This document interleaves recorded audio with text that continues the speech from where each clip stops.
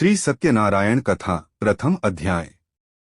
एक समय की बात है, शनकादि 88,000 ऋषियों ने श्री सूत जी से पूछा, है प्रभु, इस कलयुग में वेद विद्या रहित मनुष्यों को प्रभु भक्ति किस प्रकार मिल सकती है तथा उनका उद्धार कैसे होगा। हे मुनि श्रेष्ठ, कोई सा तप बताइए जिससे थोड़े समय में ही पुण्य मिले और मनवांछित फल भी मिल जाए। इस प्रकार की कथा सुनने की हम इच्छा रखते हैं।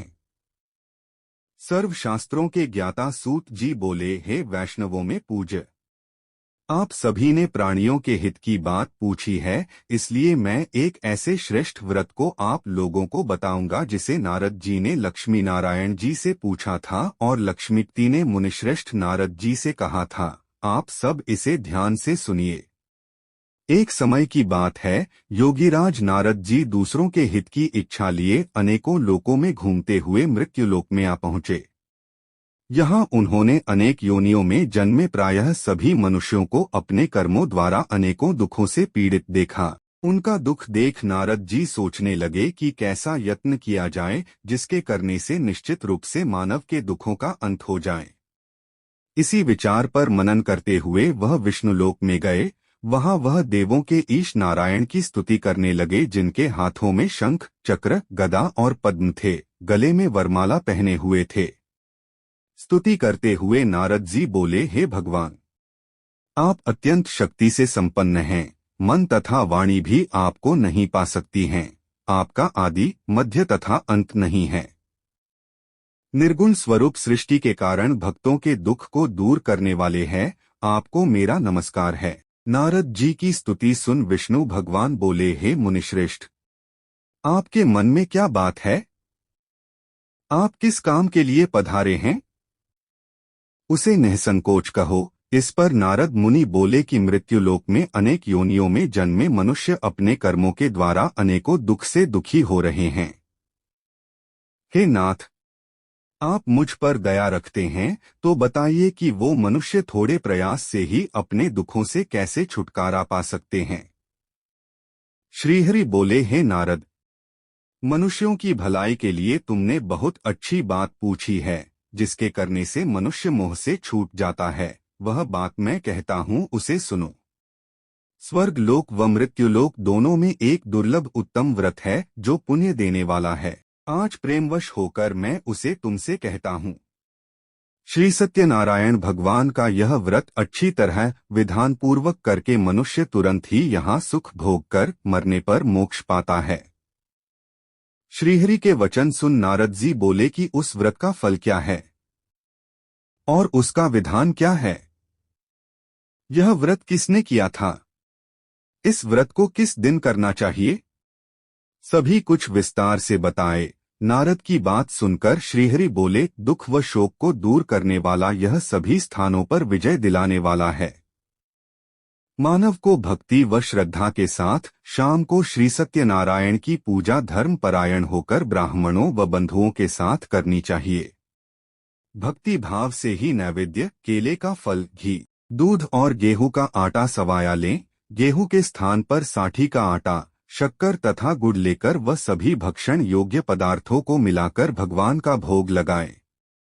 ब्राह्मणों सहित बंधु बांधवों को भी भोजन कराएं। उसके बाद स्वयं भोजन करें। भजन कीर्तन के साथ भगवान की भक्ति में लीन हो जाएं। इस तरह से सत्यनारायण भगवान का यह व्रत करने पर मनुष्य की सारी इच्छाएं निश्चित रूप से पूरी होती हैं। इस कलिकाल अर्थात कलियुग में मृत्युलोक में मोक्ष का यही एक सरल उपाय बताया गया है।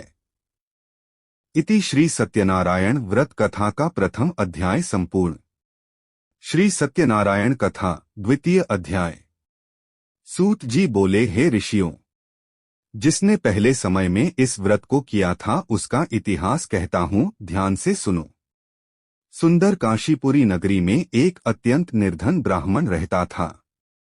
भूख प्यास से परेशान वह धरती पर घूमता रहता था। ब्राह्मणों से प्रेम करने वाले भगवान ने एक दिन ब्राह्मण का वेश धारण कर उसके पास जाकर पूछा, हे विप्र, नित्य दुखी होकर तुम पृथ्वी पर क्यों घूमते हो? दीन ब्राह्मण बोला, मैं निर्धन ब्राह्मण हूँ, भिक्षा के लिए धरती पर घूमता हूँ, हे भगवान। यदि आप इसका कोई उपाय जानते हो तो बताइए। वृद्ध ब्राह्मण कहता है कि सत्यनारायण भगवान मनोवांछित फल देने वाले हैं, इसलिए तुम उनका पूजन करो। इसे करने से मनुष्य सभी दुखों से मुक्त हो जाता है। वृद्ध ब्राह्मण बनकर आए सत्यनारायण भगवान उस निर्धन ब्राह्मण को व्रत का सारा विधान बताकर अंतर्धान हो गए। ब्राह्मण मन ही मन सोचने लगा कि जिस व्रत को वृद्ध ब्राह्मण करने को कह गया है, मैं उसे जरूर करूंगा। यह निश्चय करने के बाद उसे रात में नींद नहीं आई। वह सवेरे उठकर सत्यनारायण भगवान के व्रत का निश्चय कर भिक्षा के लिए चला गया। उस दिन निर्धन ब्राह्मण को भिक्षा में बहुत धन मिला, जिससे उसने बंधु बांधवों के साथ मिलकर श्री सत्यनारायण भगवान का व्रत संपन्न किया। भगवान सत्यनारायण का व्रत संपन्न करने के बाद वह निर्धन ब्राह्मण सभी दुखों से छूट गया और अनेक प्रकार की संपत्तियों से युक्त हो गया। उसी समय से यह ब्राह्मण हर माह इस व्रत को करने लगा। इस तरह से सत्यनारायण भगवान के व्रत को जो मनुष्य करेगा वह सभी प्रकार के पापों से छूटकर मोक्ष को प्राप्त होगा। जो मनुष्य इस व्रत को करेगा वह भी सभी दुखों से मुक्त हो जाएगा। सूत जी बोले कि इस तरह से नारद जी से नारायण जी का कहा हुआ श्री सत्यनारायण व्रत को मैंने तुमसे कहा। हे ब्राह्मणों, मैं अब और क्या कहूँ। ऋषि बोले, हे मुनिवर, संसार में उस विप्र से सुनकर और किस किस ने इस व्रत को किया, हम सब इस बात को सुनना चाहते हैं। इसके लिए हमारे मन में श्रद्धा का भाव है। सूत जी बोले, हे मुनियों, जिस जिसने इस व्रत को किया है वह सब सुनो। एक समय वही विप्र धन व ऐश्वर्य के अनुसार अपने बंधु बांधवों के साथ इस व्रत को करने को तैयार हुआ। उसी समय एक एक लकड़ी बेचने वाला बूढ़ा आदमी आया और लकड़ियां बाहर रखकर अंदर ब्राह्मण के घर में गया।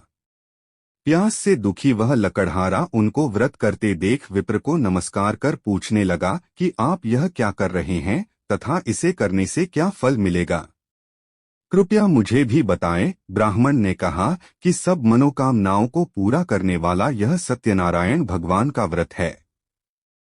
इनकी कृपा से ही मेरे घर में धन धान्य आदि की वृद्धि हुई है। विप्र से सत्यनारायण व्रत के बारे में जानकर लकड़हारा बहुत प्रसन्न हुआ। चरणामृत लेकर व प्रसाद खाने के बाद वह अपने घर गया। लकड़हारे ने अपने मन में संकल्प किया कि आज लकड़ी बेचने से जो धन मिलेगा उसी से श्री सत्यनारायण भगवान का उत्तम व्रत करूंगा। मन में इस विचार को ले बूढ़ा आदमी सिर पर लकड़ियां रख उस नगर में बेचने गया जहां धनी लोग ज्यादा रहते थे। उस नगर में उसे अपनी लकड़ियों का दाम पहले से 4 गुना अधिक मिलता है। बूढ़ा प्रसन्नता के साथ दाम लेकर केले, शक्कर, घी, दूध, दही और गेहूं का आटा ले और सत्यनारायण भगवान के व्रत की अन्य सामग्रियां लेकर अपने घर गया। वहां उसने अपने बंधु बांधवों को बुलाकर विधि विधान से सत्यनारायण भगवान का पूजन और व्रत किया। इस व्रत के प्रभाव से वह बूढ़ा लकड़हारा धन पुत्र आदि से युक्त होकर संसार के समस्त सुख भोग अंत काल में बैकुंठ धाम चला गया। इति श्री सत्यनारायण व्रत कथा का 2वां अध्याय संपूर्ण।